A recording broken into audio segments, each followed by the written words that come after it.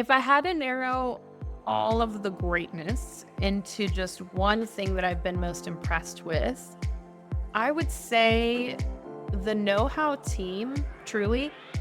It's such a team of listeners and doers, which a lot of times when you work with a platform, that isn't always the case, right? Because you have to, you make requests and you're running into issues or you feel frustrated with certain parts of the platform.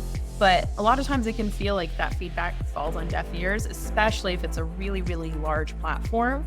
And so for me, what I've been most impressed with is the willingness for the KnowHow team to work with us to understand if we're having a problem, what, where is the frustration, and then how could we potentially solve it?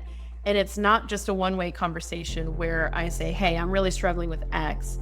And then they say, okay, cool, we'll take that to our team and we'll get back to you. It's always a conversation, which I really, really appreciate because then in that process, the KnowHow team better understands our business, our franchisees, what's important to them, why we're even making a request.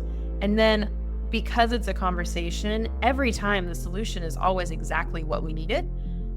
So it just gives you that peace of mind on top of, I'll cheat a little bit and say on top of the amazing UI, which is another reason that we've been so happy.